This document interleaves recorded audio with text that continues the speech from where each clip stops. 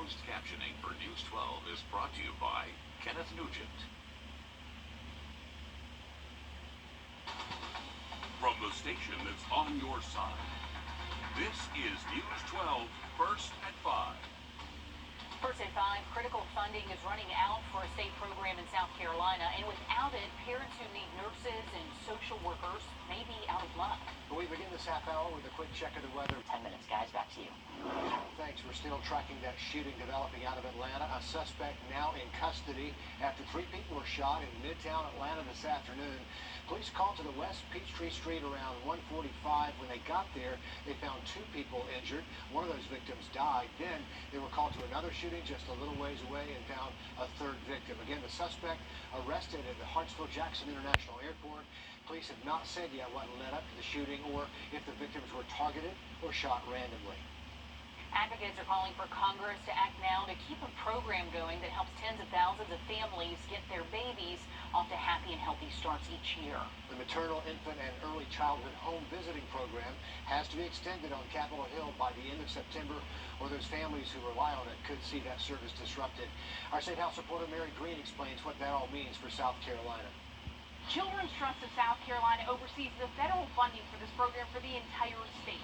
Through it, home visitors, including nurses and social workers, travel to families, offering support for both the child and the caregiver, who a lot of times may be a first-time parent. For children, it means doing things like developmental screening, making sure that that child's development is on track, that they're visiting the pediatrician regularly, and that they're practicing early literacy activities so that they're ready for school when the time comes. For caregivers like new moms, this could include screenings for postpartum depression or supports to continue their education and connect with job skills programs. More than 27,000 South Carolina families have been served through the McVee Home Visit program since 2011. Most recently, that includes more than 1,100 children through nearly 18,000 home visits from October 2020 to September of last year.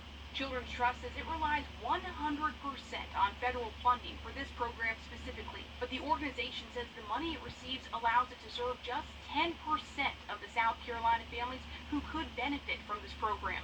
We've been at level funding for 10 years, so we need an increased investment to do the work, to continue the quality work that we've been doing just based on cost of living increases, cost of doing business increases. Children's Trust reports that most of the families served through this program are the ones with the greatest need, with nearly 90% of them living below 100% of the federal poverty level. Reporting Columbia, I'm Mary Green. And a report from the Pew Center finds home visiting programs can boost the chances for at-risk toddlers to actually graduate from high school. And they've also been shown to reduce cases of abuse and neglect. Election news now. South Carolina Congressman Joe Wilson in Aiken County today for his annual bus tour. The congressman stopped by local businesses, schools, and some other organizations, and he also made a stop at the Aiken Rotary Club. Meanwhile, Lieutenant Governor Jeff Duncan in Augusta today, speaking at the Rotary Club at Enterprise Mill, he spoke briefly about a measure he helped pass that allows families to donate their local police departments and then file for a special reimbursement. And for me, it was one of those true moments in time where I got to see our work get paid off. We had built a culture in the Senate that wanted to problem solve, not pontificate, not be partisans, but problem solve, and be able to go back. And so Democrats can get wins and Republicans can get wins. But at the end of the day, Georgians get the win. The Lieutenant Governor in Augusta today. A lot of families are weighed down by college debt, and we should be getting a decision on repaying those school loans soon. Education Secretary Miguel Cardona says we should hear something in the next week or so. The White House has already extended the pandemic-related pause on those payments 4 times, the last time back in April, but that is set to expire August 31st. Some advocates say up to $50,000 should be just forgiven, but the administration is suggesting a smaller break. Right now, the U.S. has $1.6 trillion in student debt. Well, kids love toys, but parents hate that plastic mess that comes along with most of them. After the break, some good news from toy makers that may help out globally. And as we go through the next couple of days, we're going to keep those rain chances in play. About a 30% chance both tomorrow and Wednesday. And the rain will go a little bit higher as we get closer to Thursday and Friday. The full forecast coming up next. To stunning. Call us or visit rebap.com to schedule your free in-home consultation. When we say we're your first alert weather team, that's our promise you. A promise to always be on the lookout for weather that will impact you. First Alert means we're watching, tracking, forecasting, always. First Alert weather on your side. A deadly shooting near South Carolina State University put the school on a 2-hour lockdown early this morning. One person is dead and at least 3 others are injured. A university representative said the university is putting additional safety measures in place after all of this. One of the victims is an SC State student. Another student was also injured in a fall during all of this. It happened just after midnight. Classes continued on campus today and grief counselors are available on campus for students. 2 people in South Carolina are recovering from shark bites. It happened in Myrtle Beach on the same day last Monday. One victim has a serious injury to the forearm and a shark bit the other swimmer in the leg. These 2 cases happened about a half-mile apart. Police say there's no way really to know if they're related or if it was the same, obviously angry shark. But last year, 4 shark attacks were reported in South Carolina. So yeah, about 50% happened in a day. Swimmers beware right there. More than 700 vultures recently found dead in an animal sanctuary here in Georgia. It was at the Noah's Ark Animal Sanctuary down in Locust Grove. The Department of Agriculture believes the birds are victims of avian flu. Because of that, ostriches, emu, parrots, more on the grounds expected to be put down in the near future. And there's a 6-mile no-cross zone near those sanctuary grounds. We're watching the skies for rain this week.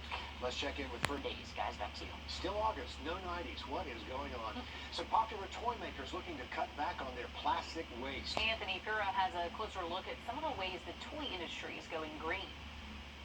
Toy makers are thinking outside the box by reimagining what their products are put in. One of the things that we have done is change the container. Isaac Larian is CEO of MGA Entertainment, the company behind the toy brand LOL Surprise. By this fall, 65% of the dolls will be in paper-based compostable packaging instead of plastic. The switch from plastic to paper packaging just for this toy brand eliminates 3 metric tons of plastic. It's all paper. Larian says they've applied the same principles to this Little Tikes race car set. The cardboard box folds out to 50 feet and becomes part of the racetrack. When kids or parents are finished with it, they just put it back in and it becomes a storage. MGA is not alone. Mattel, makers of Matchbox and Barbie, is planning to reduce plastic packaging. And so is Hasbro, which has new boxes for some toys, including certain Marvel products. This is a trend we're seeing in the toy industry and overall, and it's something that consumers really respond to. Katie Thomas is with the Carney Consumer Institute. Why do you think consumers care about the packaging? Well, the primary reason is that recycling tends to be what they still deem as the most sustainable action they could take. For MJ Entertainment, the packaging switch is more expensive, but they are absorbing the cost. The toys are still plastic, but they're working on that. We haven't figured out how to do the doll in paper, but we have work in progress that we have 100% biodegradable plastic coming down in a few years. Larian plans to have eco-friendly materials in all products and packaging in the coming years. Anthony Pura, CBS News, Los Angeles. I do like how they make the packaging part of the game. That's a great idea, Yeah. to lay it out and let the kids play with it. They play with rocks mostly anyway. Yeah. But it's not just toys. Some of the other plastic packaging is almost impossible to rip into once you get it home. Yeah. They could do better. A little bit of overkill with some of that stuff. It does end up in the landfill. Time to start thinking about other ways. Smart.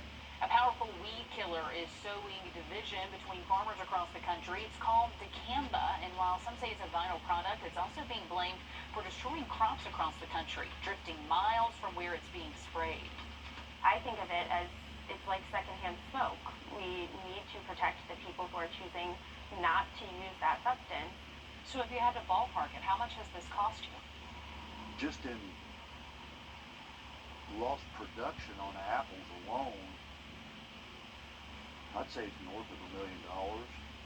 Tonight, our national investigative team digs into complaints about the chemical that impacts our farms and food and finds out how lawmakers are responding to calls for a ban. Watch growing concern coming up next on News 12 First at 5. The live There's a growing divide among farmers across the country, with some using a powerful weed killer, creating devastating consequences for the others. An herbicide called dicamba is incredibly effective, but it's also got the potential take off in the wind and wipe out the crops of farmers who don't use it. National investigative reporter Josie Sturman takes a look at the growing concern. Pickers work through the blistering heat of a summer morning, choosing the first peaches of the season, just like Jeff Flam's family has done every year since 1888. Flam is a fifth-generation farmer, now fearing for the future. In the last 4 years, he says the hundreds of acres of fruit they farm here have been threatened by a growing concern. So if you had to ballpark it, how much has this cost you? Just in lost production on apples alone, I'd say it's north of $1 million. He says agriculture experts, environmentalists, and even state officials all agree the damage was likely caused by dicamba, an herbicide that kills weeds. It's been around for decades, but it's been more widely used since 2016, when the Environmental Protection Agency cleared the way for dicamba to be sprayed over the top of certain crops. Many corn, cotton, and soy growers now rely on it to control resistant weeds that threaten their yield. The problem is Flam doesn't use it, never has. He's the suspected victim of what experts call dicamba drift, when the volatile chemical travels miles away from where it's sprayed. It's really frustrating because there's nothing you can do about it. Investigate TV wanted to see the scope of dicamba drift, so our national investigative team requested complaints from 18 states where experts say use of the chemical is most prominent. Ultimately, 9 responded, turning up nearly 4,000 dicamba-related complaints since 2017. There's a very clear line between those who are using dicamba and those who are not. And those who aren't are still paying the price. Yes, absolutely. Danielle Melgar with the U.S. Public Interest Research Group, or PIRG, says the price nationally is steep, with a report from the EPA painting an even more dire picture than our data shows. Last year alone, the agency was aware of more than 3,400 dicamba incidents, impacting more than 1 million acres of crops in 27 states. If I had my crops damaged by, a neighbor or somebody, I would be extremely frustrated. That's why Oregon farmer John Iverson says he's so careful with the dicamba he considers crucial. Without dicamba, you're more likely to get a weedy mess. Not having dicamba, he says, could kill his business altogether. That is the biggest concern for sure. It's a serious concern shared by farmers across the country, along with pesticide makers and ag trade groups, who say a ban isn't the answer. You can't have that. U.S. Senator Chuck Grassley, a farmer himself, is among lawmakers who have written the EPA, saying it shouldn't limit the product any further. So are they saying to the farmer that is abiding by all those rules that you're going to cut that product out because there's somebody that hasn't applied it according to the label or the regulations set by EPA? No, you go after that farmer. Grassley says states need more funding to police the problem, and he wants the EPA to clear up uncertainty around dicamba.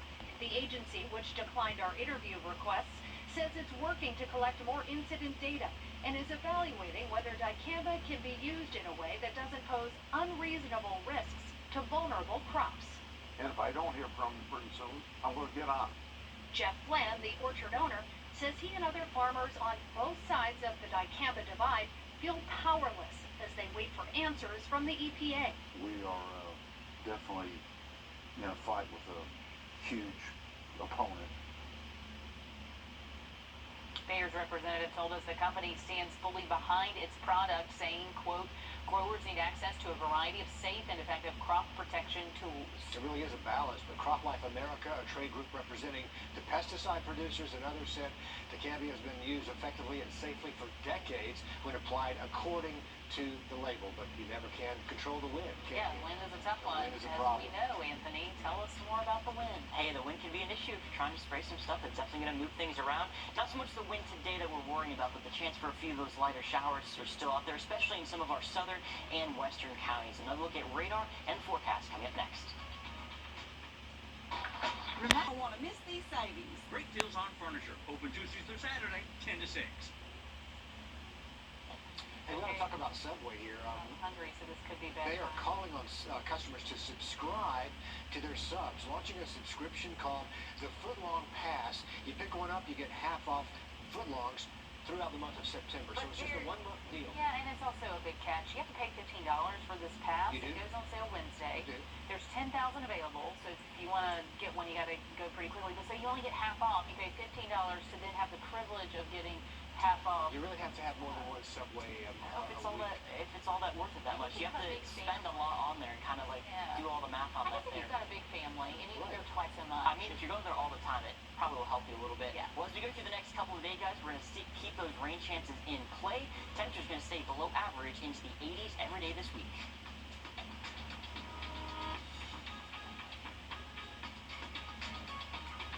Thank you for trusting News 12, your 2022 National Borough Award winner for continuing coverage.